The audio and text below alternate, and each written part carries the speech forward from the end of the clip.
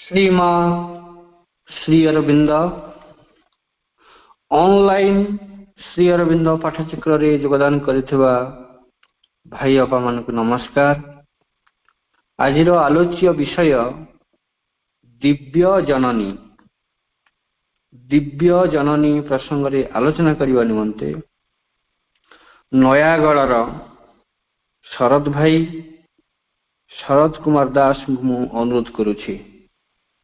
शरद भाई तांकर वक्तव्य प्रदान करंतु। ओम श्रीमाता शरणं मम। ओम श्री अरविंद शरणं मम। ओम श्रीमाता शरणं मम। ओम श्री अरविंद शरणं मम। आनंदमयी शरणं मम। चैतन्यमयी शरणं मम। सत्यमयी शरणं मम। प्रेममयी शरणं मम।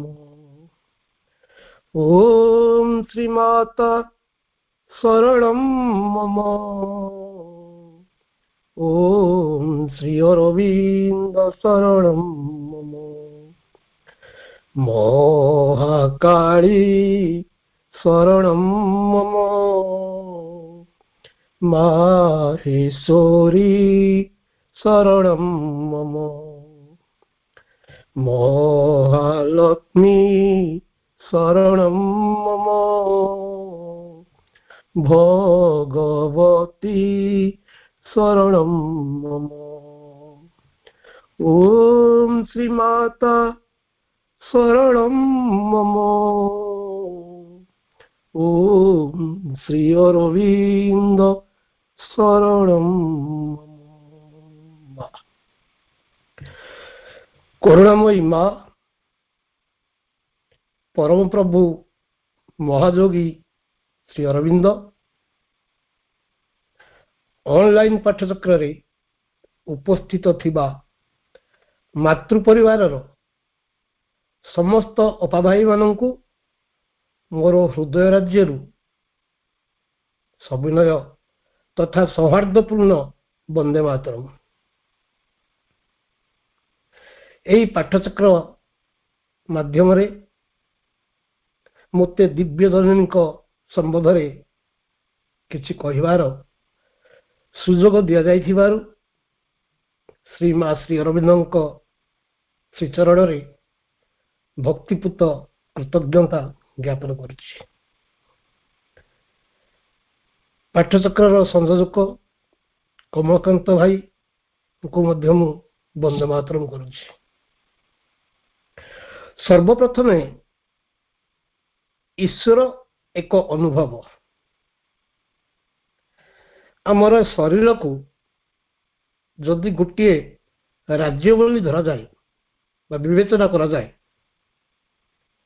ए शरीर को तीनोटी राज्य रे विभक्त करा जाइछि। मन राज्य, अंतर राज्य और हृदय राज्य। मन सर्वदा विचलित रुहे। अंतर राज्य मन राज्य अपेक्षाकृत भल। हृदय राज्य सरलता, निष्कपटता, शुद्ध पवित्रमय परिवेश। तेणु मुझे हृदय राज्य समस्त को पुणी थरे वंदे मातरम करुछि। साइलेंस।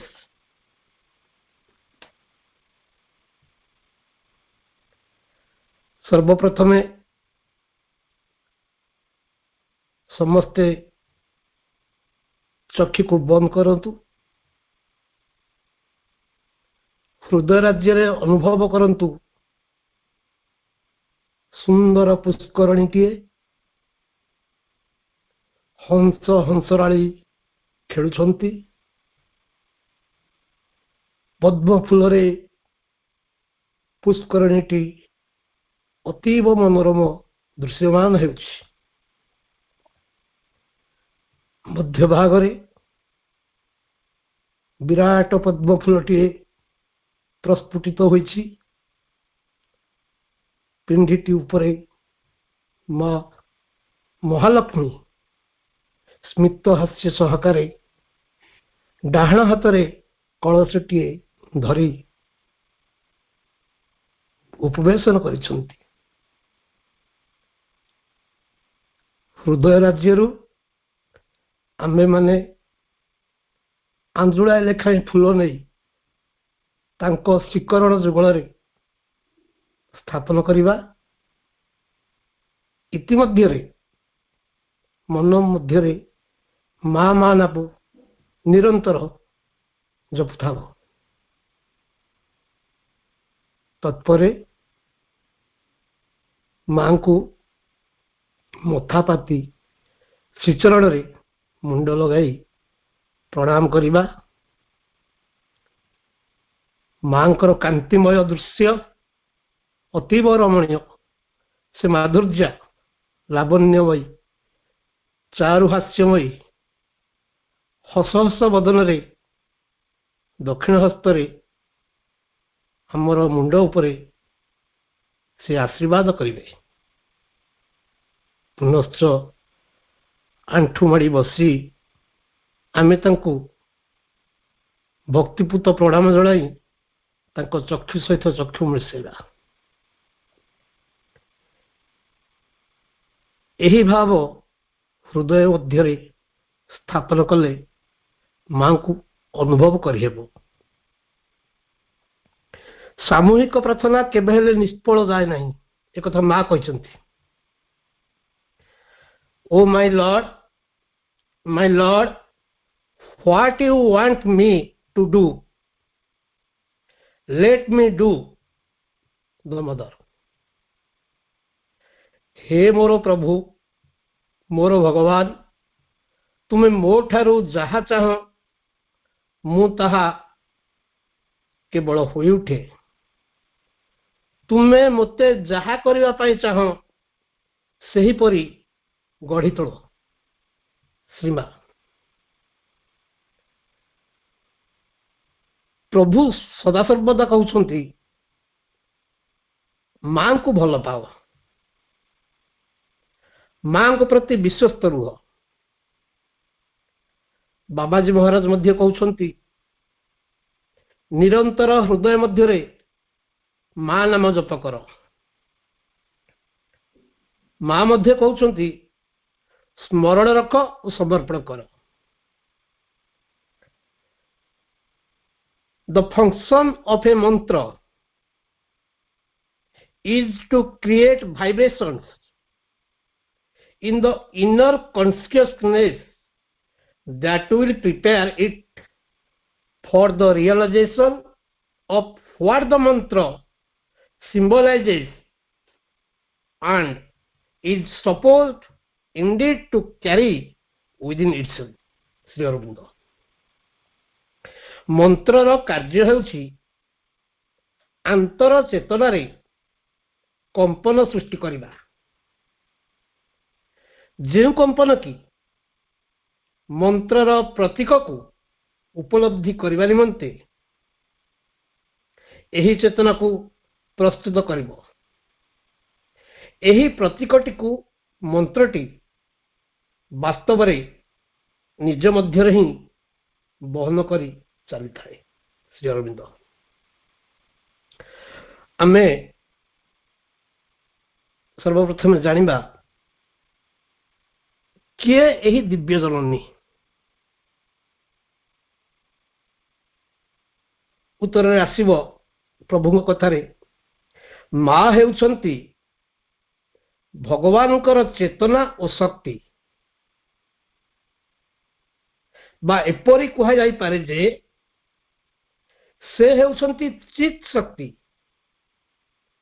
ସ୍ୱରୂପରେ ସ୍ୱୟଂ ଭଗବାନ।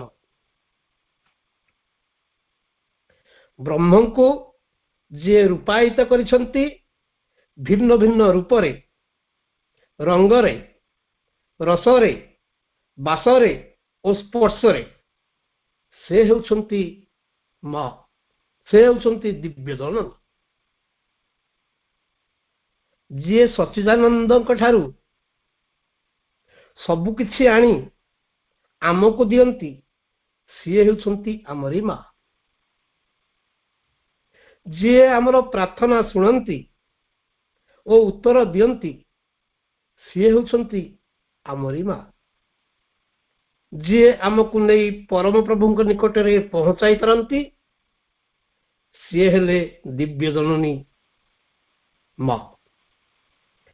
ଯିଏ ଆମର ଦୁର୍ଭାଗ୍ୟର ରେଖା ଲିଭାଇ ଦେଇପାରନ୍ତି, ସିଏ ଆମ ମା। ଯିଏ କର୍ମଫଳ ଅର୍ଥାତ୍ ସଞ୍ଚିତ ପ୍ରାରବ୍ଧ ଓ କ୍ରିୟାମାଣ କର୍ମଫଳକୁ ଖଣ୍ଡନ କରିପାରନ୍ତି, ସିଏ ଆମରି ମା। ଯିଏ ପାଖେ ପାଖେ ରହି ଆମ ହାତ ଧରି ବାଟ ଚଳାଇ ନିଅନ୍ତି, କଣ୍ଟକିଟ ବାଟରେ, ଖାଲ ଖମାରେ ବାଟରେ ଯିଏ କାଖରେ ଆମକୁ ଧରି ନିଅନ୍ତି, ସିଏ ହେଉଛନ୍ତି ଆମରି ମା। ତେଣୁ ମାଙ୍କର ପଟାନ୍ତର ନାହିଁ। ମା ସଦାସର୍ବଦା ଆମ ହୃଦୟ ମଧ୍ୟରେ ରହିଛନ୍ତି, ଆମର ପାଖେ ପାଖେ ରହିଛନ୍ତି, ଆମକୁ ସମ୍ପୂର୍ଣ୍ଣ ଭାବରେ ନିଜସ୍ୱ କରି ଗଢ଼ି ତୋଳିବାକୁ ନିରନ୍ତର ଚେଷ୍ଟା ଜାରି ରଖିଛନ୍ତି। ମା ପ୍ରତ୍ୟେକ କ୍ଷେତ୍ରରେ, ଶୟନେ, ସ୍ୱପ୍ନେ, ଜାଗରଣେ, ପ୍ରତ୍ୟେକ କ୍ଷେତ୍ରରେ, ପ୍ରତ୍ୟେକ ମୁହୂର୍ତ୍ତରେ ମା ଆମରି ପାଖରେ ଅଛନ୍ତି। ମା ହେଉଛନ୍ତି ଭଗବାନ ଓ ଭଗବାନ ହେଉଛନ୍ତି ମା। ମା ଆମ ପାଶେ ପାଶେ ଅଛନ୍ତି ବୋଲି ସତେ, ଅନୁଭବ କରୁ ଆମେ ସାଧନାର ମୌନ ଭାବେ। ଥିଲେ ବି ମା ପାଶେ ପାଶେ ଲାଗୁଥିବେ ବହୁ ଦୂରେ, ଥିଲେ ବି ମା ପାଶେ ପାଶେ ଲାଗୁଥିବେ ବହୁ ଦୂରେ, ରହିଥିବା ଯଦି ଆମେ ସାଧାରଣ ମନ ଭାବେ, ରହିଥିବା ଯଦି ଆମେ ସାଧାରଣ ମନ ଭାବେ। ମା ସଦା ଆମ ପାଇଁ ଖୁସି ହେବେ, ମା ସଦା ଆମ ପାଇଁ ଖୁସି ହେବେ, ଯଦି ଆମ ମନ ଭାବ ଯଥାର୍ଥ ରହିଥିବ, ଯଦି ଆମ ମନ ଭାବ ଯଥାର୍ଥ ରହିଥିବ। ଯଦି ମାଙ୍କର କର୍ମକୁ ଆମେ ଯଥାର୍ଥ ଭାବରେ ପାଳନ କରୁଥିବା, ସେ ନିଶ୍ଚିନ୍ତ ଭାବରେ ଆମକୁ ସଦାସର୍ବଦା ଆଶୀଷ ପ୍ରଦାନ କରିବେ, ଏଥିରେ ସନ୍ଦେହର ତିଳେମାତ୍ର ଅବକାଶ ନାହିଁ। ଯେଉଁ ଅଦିତିଆଙ୍କୁ ମା ବୋଲି ଆମେ ପୂଜା କରୁ, ସେ ହେଲେ ବିଶ୍ୱସତାର ଅଧିଷ୍ଠାତ୍ରୀ ଭଗବତ ଚିତ୍ ଶକ୍ତି, ଦିବ୍ୟ ଜନନୀ ଶ୍ରୀମା। 1878 ମସିହା ଫେବୃଆରୀ 21 ତାରିଖରେ ଫ୍ରାନ୍ସର ରାଜଧାନୀ ପ୍ୟାରିସରେ ଜନ୍ମଗ୍ରହଣ କରିଥିଲେ। ତାଙ୍କ ପିତା ମୁରିସ୍ ଆଲଫାସ ଥିଲେ ଜଣେ ଧନଶାଳୀ ବ୍ୟାଙ୍କ ମାଲିକ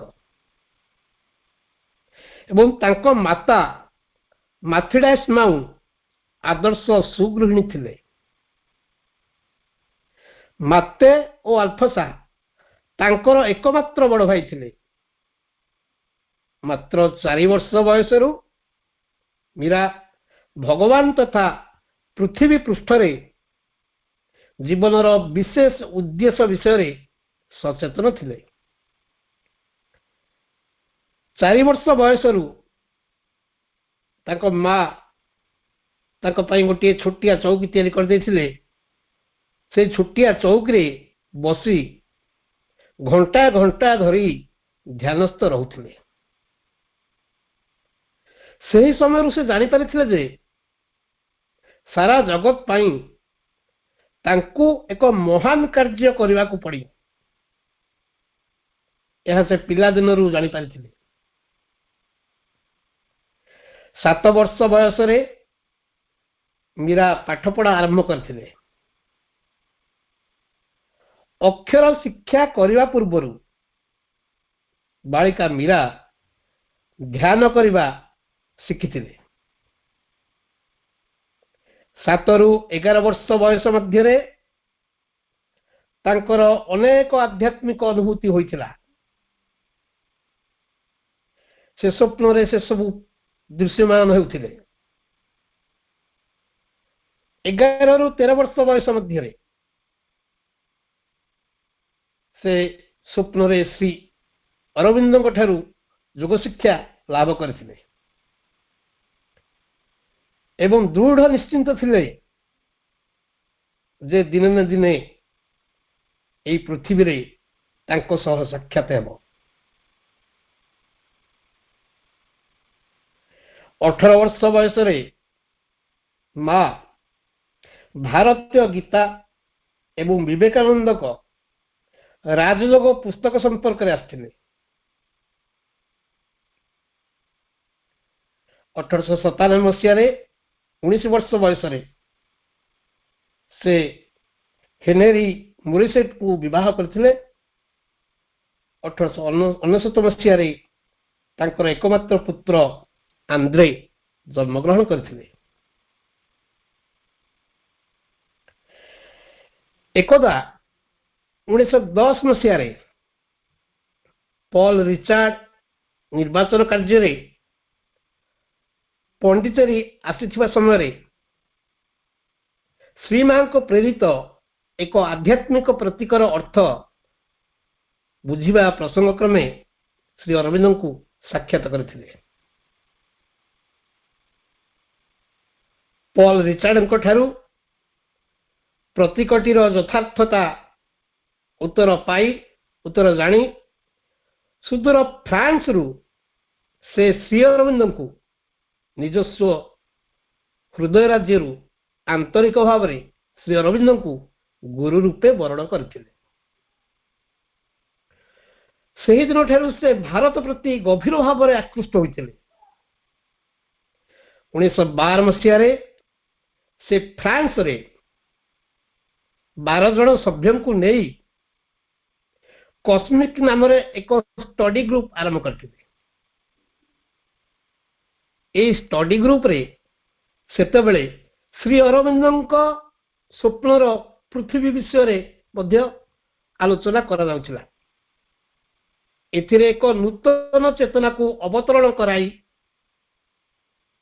ପୃଥିବୀରେ ଏକ ନୂତନ ଜାତିର ପରିପ୍ରକାଶ ଓ ବିକାଶ ସମ୍ବନ୍ଧୀୟ ଆଧ୍ୟାତ୍ମିକ ଆଲୋଚନାମାନ ହେଉଥିଲା। 1914 ମସିହା ମାର୍ଚ୍ଚ 29ରେ ସେ ପଲ ରିଚାର୍ଡଙ୍କ ସହ ଭାରତ ଆସି ଶ୍ରୀ ଅରବିନ୍ଦଙ୍କୁ ସାକ୍ଷାତ କରିଥିଲେ ଏବଂ ଦେଖିବା ମାତ୍ରେ ତାଙ୍କୁ ଯୋଗ ସାଧନାର କୃଷ୍ଣ ବୋଲି ଚିହ୍ନି ପାରିଥିଲେ। ପଣ୍ଡିଚେରୀରେ ପଲ ରିଚାର୍ଡଙ୍କ ସହ ସେ ଅନନ୍ୟ ଗୋଟିଏ ବର୍ଷ ଶ୍ରୀ ଅରବିନ୍ଦଙ୍କ ସାନ୍ନିଧ୍ୟରେ ରହିଥିଲେ ଏବଂ ଆର୍ଯ୍ୟ ନାମକ ଏକ ପତ୍ରିକାର ସମ୍ପାଦନ କାର୍ଯ୍ୟ ମଧ୍ୟ ତୁଲାଇଥିଲେ। 1914ରେ ପ୍ରଥମ ବିଶ୍ୱଯୁଦ୍ଧ ଆରମ୍ଭ ହେବାରୁ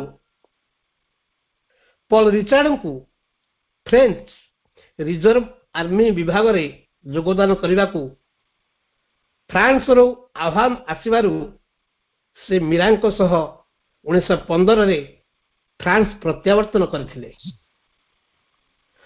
1916 ମସିହାରୁ 1920 ମସିହା ପର୍ଯ୍ୟନ୍ତ ଶ୍ରୀମା ଜାପାନରେ ଅବସ୍ଥାନ କରିଥିଲେ ଏବଂ 1920 ମସିହା ଏପ୍ରିଲ 24 ତାରିଖରେ ଶ୍ରୀମା ସ୍ଥାୟୀ ଭାବରେ ପଣ୍ଡିଚେରୀରେ ଆସି ବସବାସ କଲେ। ଏଇ ଯୋଉ 24 ତାରିଖ, ଏ 24 ତାରିଖ ଅତ୍ୟନ୍ତ ଗୁରୁତ୍ୱ ବହନ କରେ। ମା ଶ୍ରୀ ଅରବିନ୍ଦ 1926 ମସିହା ନଭେମ୍ବର 24 ତାରିଖରେ ଅଧିମାନସ ସିଦ୍ଧି ଲାଭ କରିଥିଲେ। ମା 1920 ମସିହା ଏପ୍ରିଲ 24 ତାରିଖରେ ପଣ୍ଡିଚେରୀରେ ସ୍ଥାୟୀ ଭାବରେ ବାସ କଲେ। ମା 1878 ମସିହାରେ ଜନ୍ମଗ୍ରହଣ କରିଥିଲେ। ସେହି ସମସ୍ତ ସଂଖ୍ୟାକୁ ମିଶାଇ ଦେଲେ 1, 8, 7, 8 ସେ ଅଙ୍କ ମଧ୍ୟ 24। ପ୍ରଭୁ 1872 ମସିହାରେ ଭୂମିଷ୍ଠ ହୋଇଥିଲେ। ମା 1878 ମସିହାରେ ଭୂମିଷ୍ଠ ହୋଇଥିଲେ। ଏ ଦୁଇଟି ଭିତରେ ଡିଫରେନ୍ସ ହେଉଛି 6 ବର୍ଷ। ଆଉ ପ୍ରଭୁଙ୍କର 1872 ଅଙ୍କ ଗୁଡ଼ିକୁ ମିଶାଇ ଦେଲେ ସେ ମଧ୍ୟ ହେଉଛି 18। 18ରେ 6 ମିଶାଇ ଦେଲେ ମଧ୍ୟ ସେ ହେଉଛି 24। ପ୍ରଭୁ 1950 ମସିହାରେ ଦେହତ୍ୟାଗ କରିଥିଲେ, ଯାହାର କି ସମଷ୍ଟି ହେଉଛି 15। ତାଙ୍କର 15 ଅଗଷ୍ଟ ଜନ୍ମଦିନ ଥିଲା। ମା 1973 ମସିହାରେ ଦେହତ୍ୟାଗ କରିଥିଲେ, ଯାହାର କି ସମଷ୍ଟି ହେଉଛି 20। ସେ 20 ତାରିଖରେ ସମାଧି ଲାଭ କରିଥିଲେ। ଏମିତି ମା ଶ୍ରୀ ଅରବିନ୍ଦ ଏକ ଅଭିନ୍ନ। ବହୁତ ଗବେଷଣା ପରେ ମୁଁ କଥା ସ୍ପଷ୍ଟ ଭାବରେ କହିପାରେ, ମା ଶ୍ରୀ ଅରବିନ୍ଦ ଯୋଉ 1 ସଂଖ୍ୟା, 9 ସଂଖ୍ୟା, 21 ସଂଖ୍ୟା, 5 ସଂଖ୍ୟା ଏଗୁଡାକ ଅଙ୍ଗାଙ୍ଗୀ ଭାବେ ଜଡ଼ିତ। ଶ୍ରୀ ଅରବିନ୍ଦ 5ଟି ସଂଖ୍ୟା। ପ୍ରଭୁ ଡିସେମ୍ବର 5 ତାରିଖରେ ଇହଲୀଳା ସମ୍ବରଣ କରିଥିଲେ।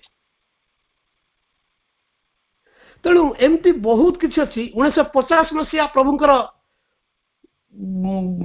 ଦେହାନ୍ତ ଦିବସ ଏବଂ ସେଥିରେ ଯଦି ଆମର 9 ଅଙ୍କ ଆଉ 5 ଅଙ୍କକୁ ନିଆଯିବ, 95 ବର୍ଷରେ ମା ଦେହତ୍ୟାଗ କରିଥିଲେ। 95 ବର୍ଷ ବୟସରେ। ଏହିପରି ବହୁତ କିଛି ଅଛି। ସମୟ ବହୁତ କମ୍, ତେଣୁ ମୁଁ ମାଙ୍କର ସାନ୍ନିଧ୍ୟକୁ ଏହି ସାମାନ୍ୟ ହୃଦୟରେ କେତେ ବା ବର୍ଣ୍ଣନା କରିପାରିବି। ତଥାପି ମାଙ୍କୁ ଆରାଧନା କରି ମୁଁ ତାଙ୍କର କେତେକ ପ୍ରତୀକ ବିଷୟରେ ଆଜି ଅପା ଭାଇମାନଙ୍କୁ ସମ୍ୟକ ଧାରଣା ଦେବି। ଶ୍ଵେତପଦ୍ମ ହେଲା ମାଙ୍କର ପ୍ରତୀକ। ତନ୍ମଧ୍ୟରେ ଥିବା କେନ୍ଦ୍ରସ୍ଥ ବୃତ ଦିବ୍ୟ ଚେତନାର ସୂଚକ, ବିଶ୍ୱାତୀତ ଶକ୍ତି। ଅନ୍ୟାର୍ଥରେ କହିବାକୁ ଗଲେ ଏକ ମହାଶକ୍ତି। ଚେତନାର ସୂଚକ କେନ୍ଦ୍ରସ୍ଥ ବୃତ୍ତ। ଏଥିରେ 12ଟି ପାଖୁଡା ମାଙ୍କର ବିଭିନ୍ନ ଶକ୍ତି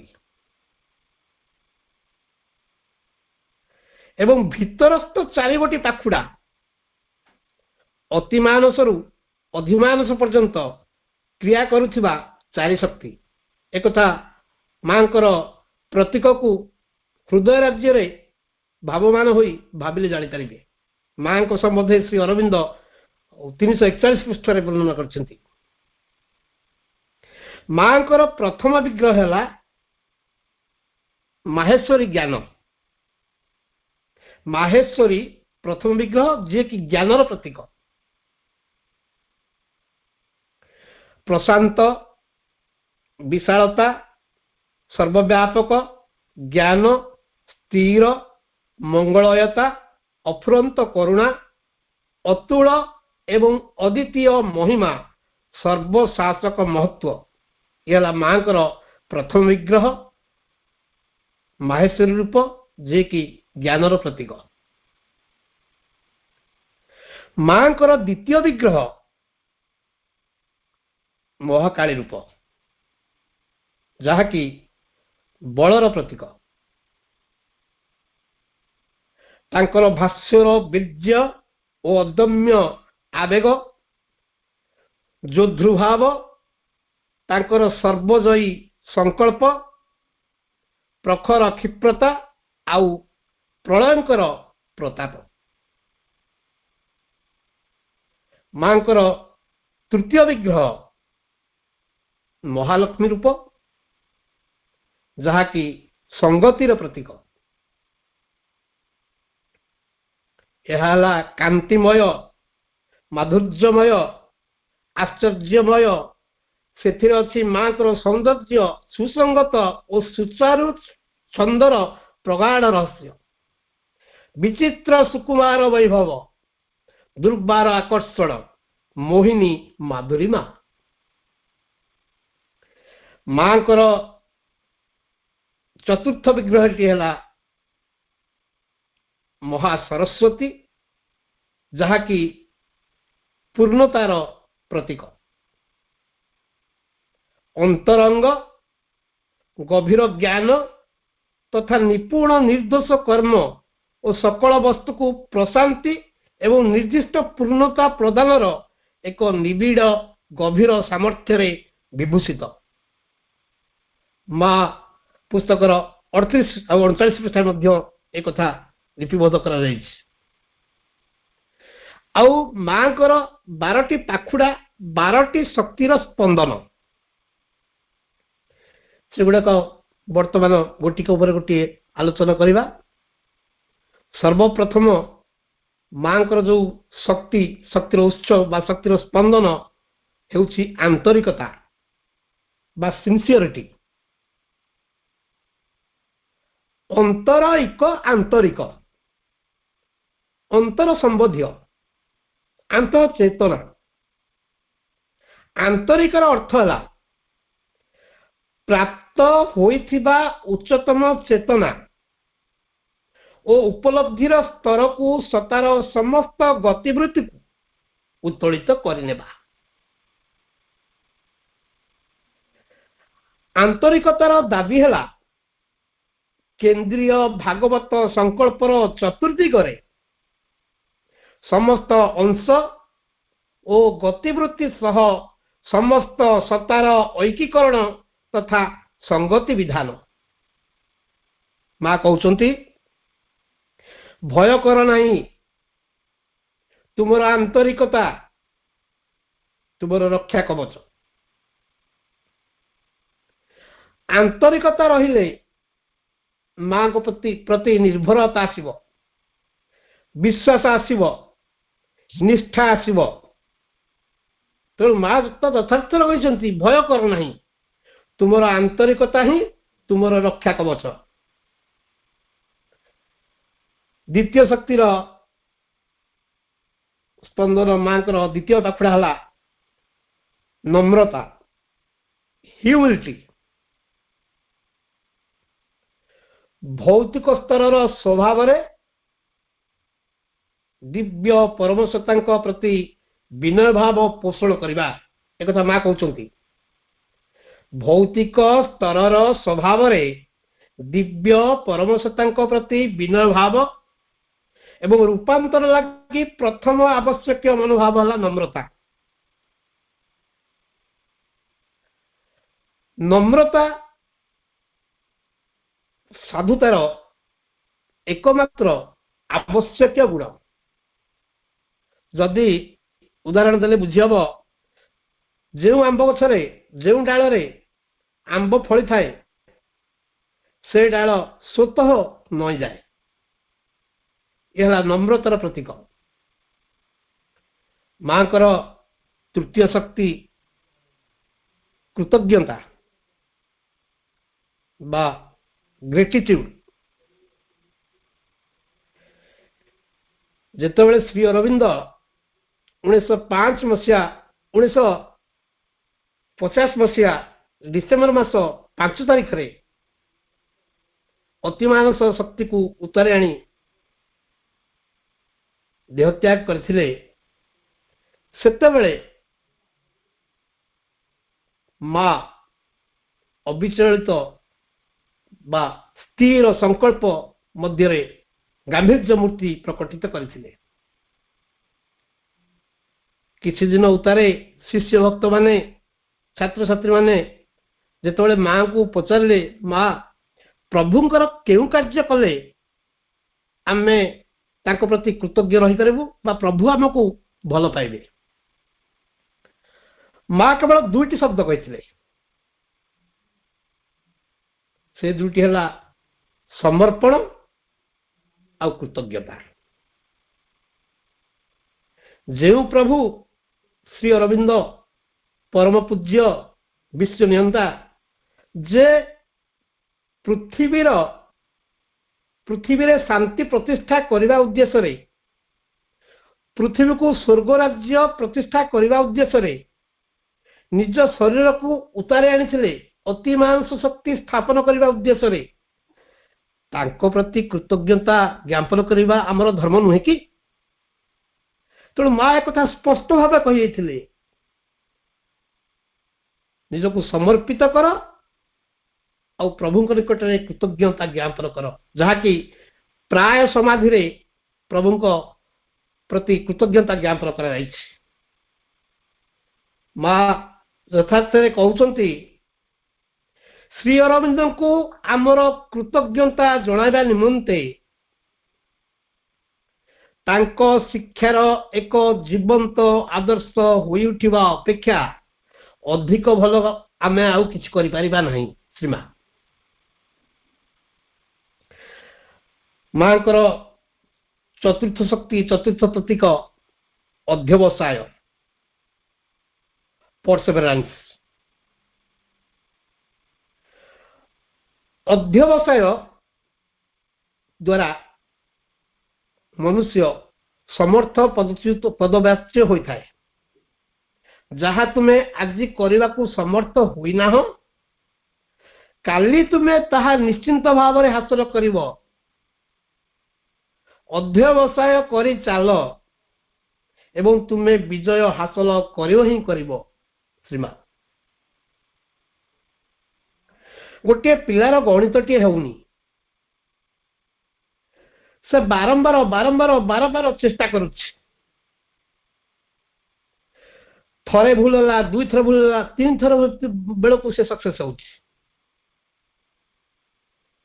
ତେଣୁ ମା ଯଥାର୍ଥରେ କହୁଛନ୍ତି, ଯାହା ତୁମେ ଆଜି କରିବାକୁ ସମର୍ଥ ହୋଇନାହଁ, କାଲି ତୁମେ ତାହା ହାସଲ କରିବ।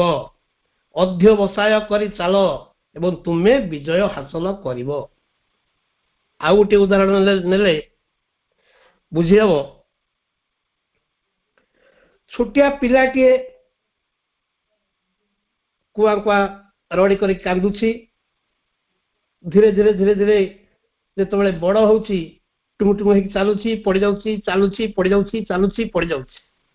ବାରମ୍ବାର ତାର ଅଧ୍ୟବସାୟ ଜାରି ରହିଛି, ଚେଷ୍ଟା ଜାରି ରହିଛି। ତେଣୁ ସେ ଚାଲିବା ପାଇଁ ନିରନ୍ତର ଉଦ୍ୟମ ଜାରି ରଖିଛି। ତେଣୁ ଯଥାର୍ଥରେ କୁହାଯାଇଛି, ଥରକୁ ଥର ପଡ଼ି ତଳେ, ଅସାଧ୍ୟ ସାଧ୍ୟ ହୁଏ ମହି ତଳେ। ତେଣୁ ଅଧ୍ୟବସାୟ ଦ୍ୱାରା ନିଶ୍ଚିନ୍ତ ଭାବରେ ବିଜୟ ହାସଲ କରିପାରିବ ବୋଲି ମା କହୁଛନ୍ତି। ପଞ୍ଚମ ପ୍ରତୀକ ମାଙ୍କର ପଞ୍ଚମ ଶକ୍ତିର ସ୍ପନ୍ଦନ ଅଭିପ୍ସା।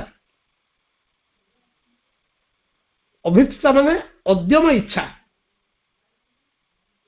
ଯଦି ଇଚ୍ଛା ନଥିବ, କୌଣସି କାର୍ଯ୍ୟ ସହଜରେ କରିହେବ ନାହିଁ।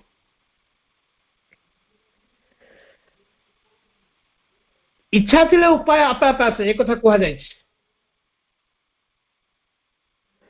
ଉଦାହରଣ ସ୍ୱରୂପ ପୁରାତନ ପ୍ରସ୍ତର ଯୁଗ ଆଉ ନୂତନ ପ୍ରସ୍ତର ଯୁଗର ଲୋକେ ଅଗ୍ନି ଟିକେ ପାଇବା ପାଇଁ ଦେଖିଲେ ବିଜୁଳି ଘଡ଼ଘଡ଼ି ମାରିକି ଗଛର ପତ୍ର ସବୁ ପୋଡ଼ି ଯାଉଛି। ଏବଂ ଥରେ ସେ ପଶୁ ଶିକାର କରିବା ଉଦ୍ଦେଶ୍ୟରେ ବଣ ମଧ୍ୟରେ ଘୁରୁଥିଲା।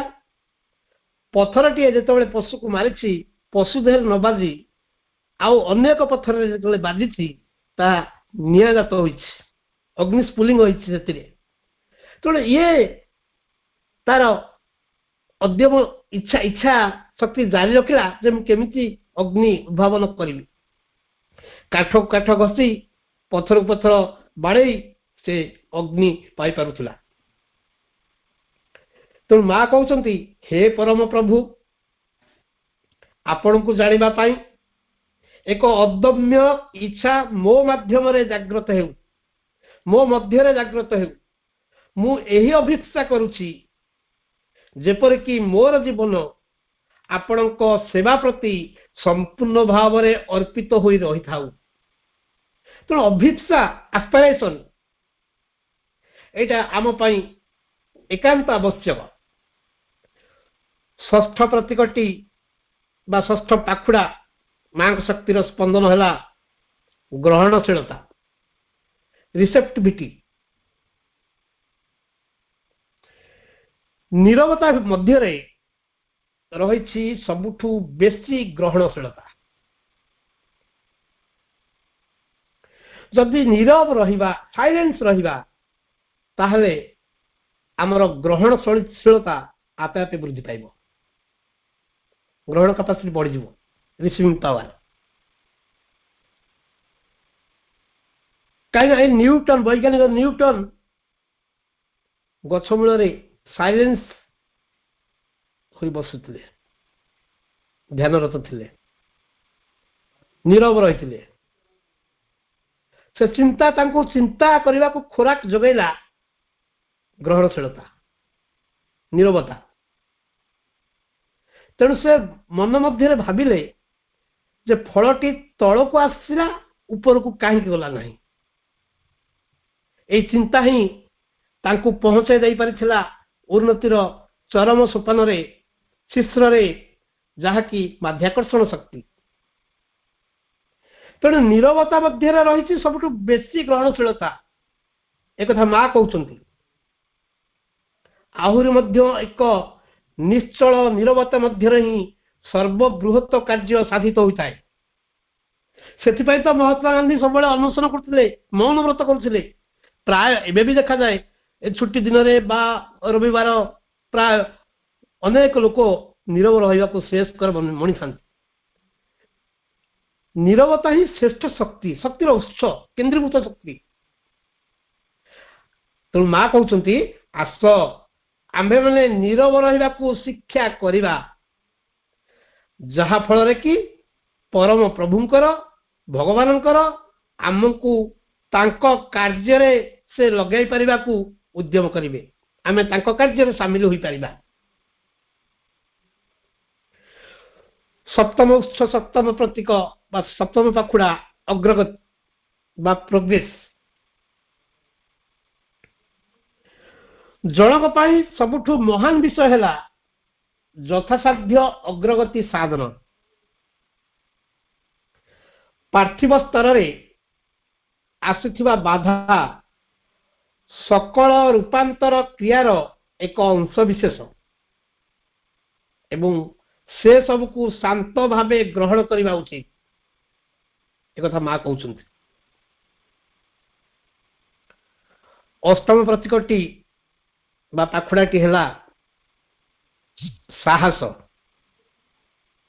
ବା କରେଜ। ଅଗ୍ରଗତି ମନ୍ଥର ହୋଇପାରେ,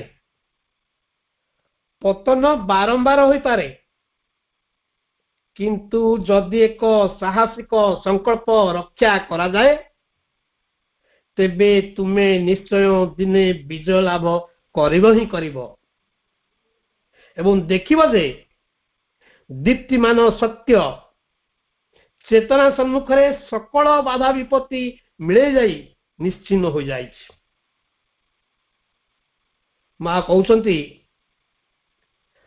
ଏହି ସମୟରେ ଲୋକଙ୍କର ବହୁତ ପ୍ରତିକ୍ରିୟା ଆସିବ, ଲୋକମାନେ ସିଗୁଲେଇବେ, ଥଟ୍ଟା ତାମସା କରିବେ, କିନ୍ତୁ ସେସବୁକୁ ଭ୍ରୂକ୍ଷେପ କର ନାହିଁ।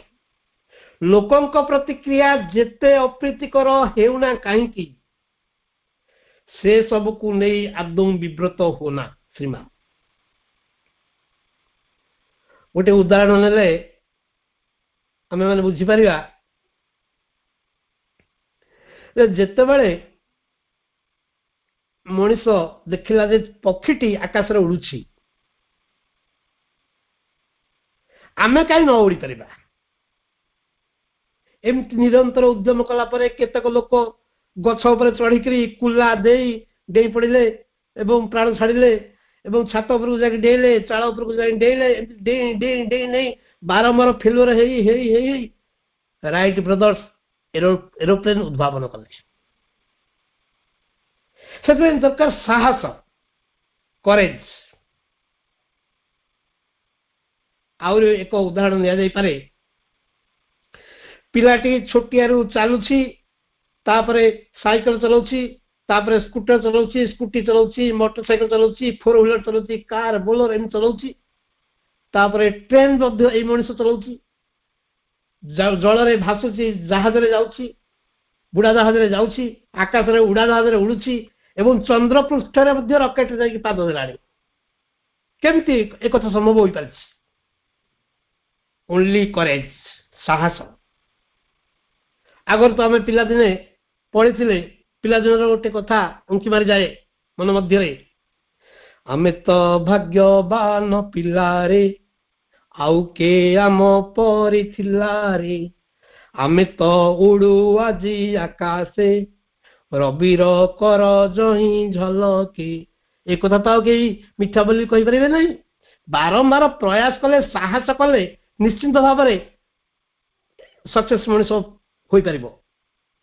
आहुरी मध्य आमर साहस करथिले बारंबार फेल रहला परे अब्राहम लिंकन से थर थर करी 40 थर इलेक्शन रे हारी थिले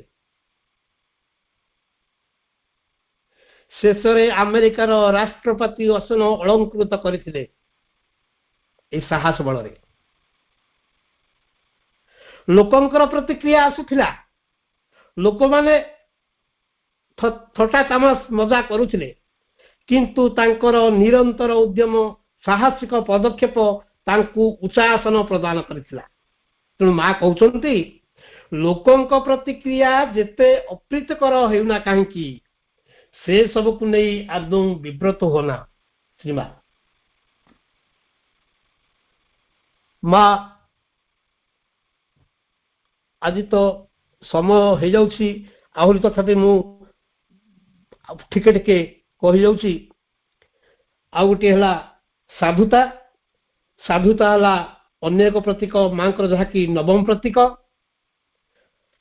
एवं मां कहउछंती भल को भल पाओ बोली भल कार्य कर पुरस्कार पाइबार आशारे कदापि ताहा कर नाही भल हेबार आनंद लागि भल हुओ भल हेले अन्य माने तुम प्रति कृतज्ञ रहिबे ए कथा मां कहउछंती मांकर दशम प्रतीक बा दशम पाखुड़ाटी है उदारता उदारता केवल देवार ही लगी थाए ताहा बदल रे आउ कौन सबू पाइबो बोली आदौ चिंता करुन थाए सीमा मांकर दशम प्रतीक बा दशम पाखुड़ाटी है समता जाकि इक्वालिटी परिपूर्ण हेबाकु हेले एक अपरिवर्तनीय स्वतःस्फूर्त प्रयासहीन समता रहिबा अवसंभ्यादी सकल परिस्थिति सकल घटना और सकल संपर्क क्षेत्र रे जहाँकि स्थल